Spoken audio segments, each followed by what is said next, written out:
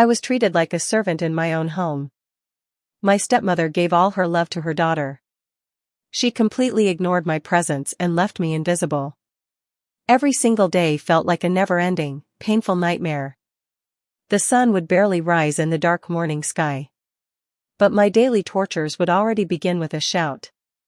I had to clean the huge mansion all by myself, while my family slept peacefully in their warm, cozy beds. My hands were always rough and covered in painful cuts. The cold water made my bones shiver during the winters. Yet, no one ever asked if I was feeling okay. They only demanded more work and gave heavier tasks. My stepsister Chloe was treated like a beautiful royal princess. She got the finest silk dresses and expensive shining jewelry. She would look at me with deep disgust and laugh. To her, I was just a dirty insect on the floor. My stepmother, Eleanor, was a deeply cruel and cold woman. She took away my mother's room and threw my things out. She locked my beautiful memories inside a dark wooden box, and told me that I belonged in the dirty kitchen forever. I still remember the day my dear mother passed away. The sky was crying with heavy rain and dark clouds. She held my small hand and whispered a final promise. She told me to stay strong and brave no matter what. A year later, my father brought Eleanor into our lives.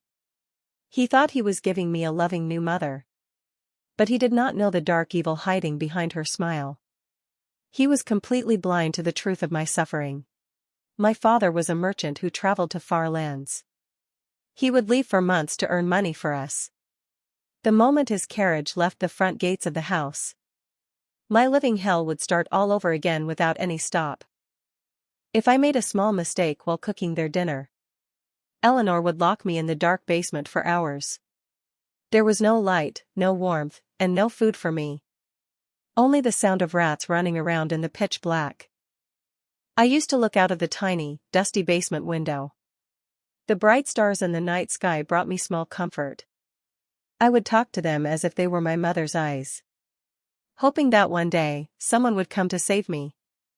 Years passed by, and I grew up into a young woman. Despite the dirt and rags, my heart remained pure and kind. I found friendship in the little birds outside my window, and the gentle horses that stood in the old wooden stable. One bright Tuesday morning, a royal messenger arrived at the gate. He blew a golden trumpet and read a grand announcement. The king was throwing a magnificent ball at the royal palace. Every young maiden in the kingdom was strictly invited to attend. The prince was looking for a true and loving bride. Chloe screamed with wild excitement and began to jump around. She immediately demanded the most expensive dress from the town. Eleanor smiled proudly and promised her the prince's golden throne. I gathered all my courage and asked in a low voice, "Can I please go to the grand palace ball too?" Eleanor turned around and threw a cup of hot tea on the floor. She laughed loudly and told me I was nothing but dirt. "Look at your face, you ugly and poor little creature," Chloe mocked. "The guards will throw you out into the mud instantly."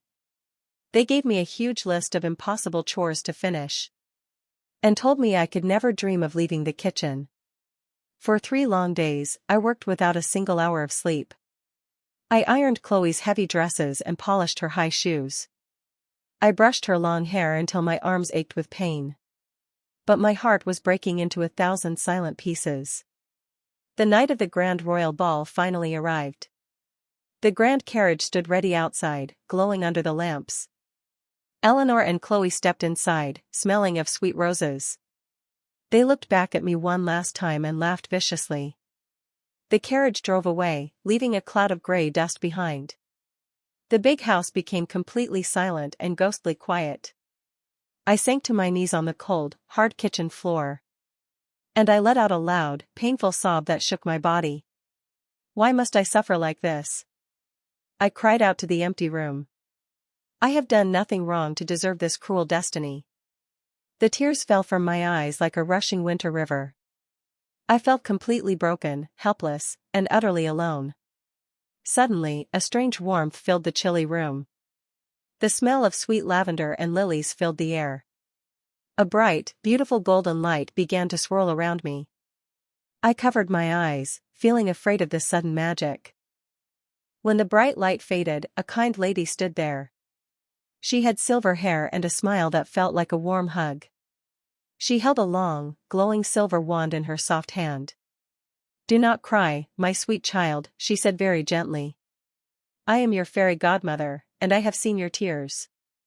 Your pure heart has not gone unnoticed by the universe. Tonight, you will go to the grand royal palace ball. And your true destiny will finally begin to unfold."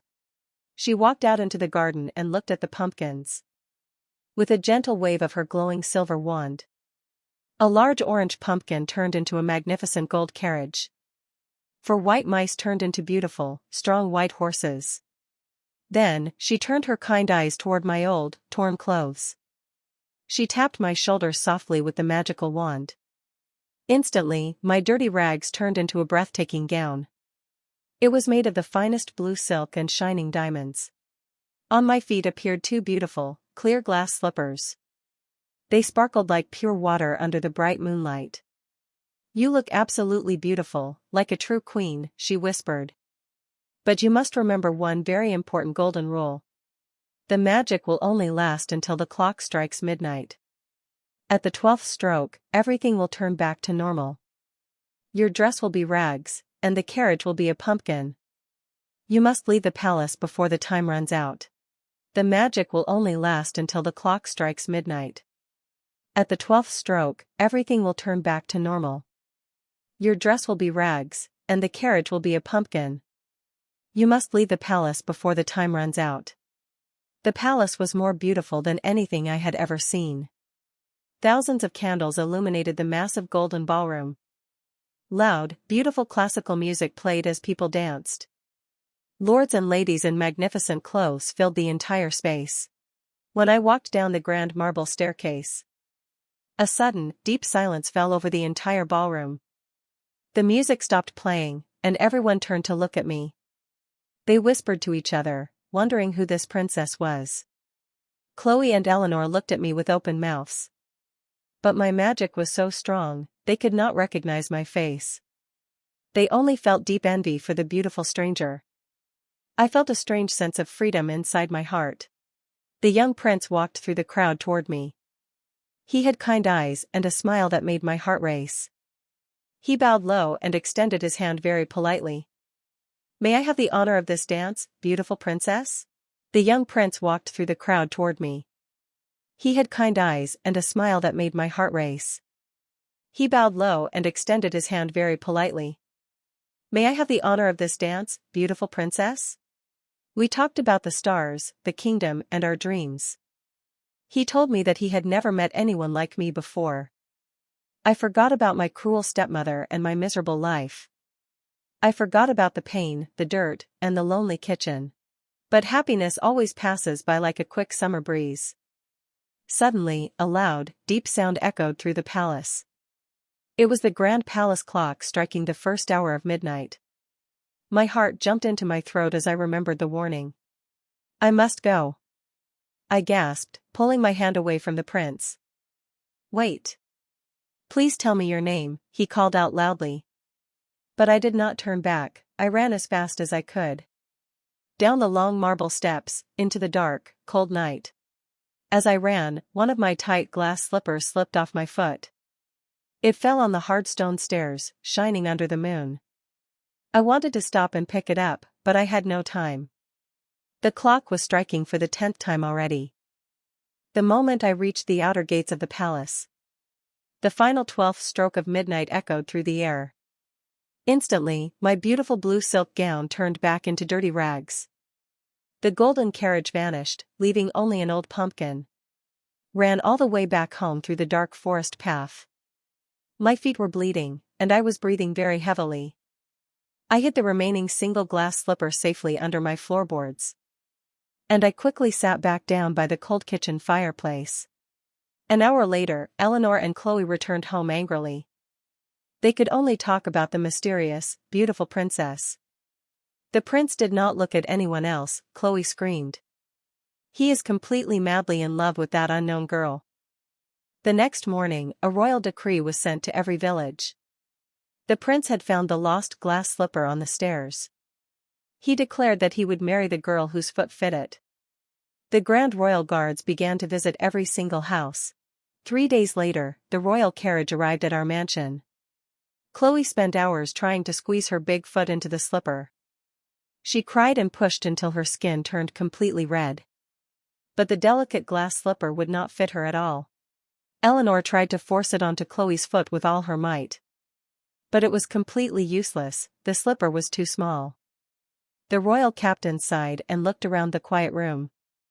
"Are there any other young maidens living in this house?" "No, there is no one else here," Eleanor lied quickly.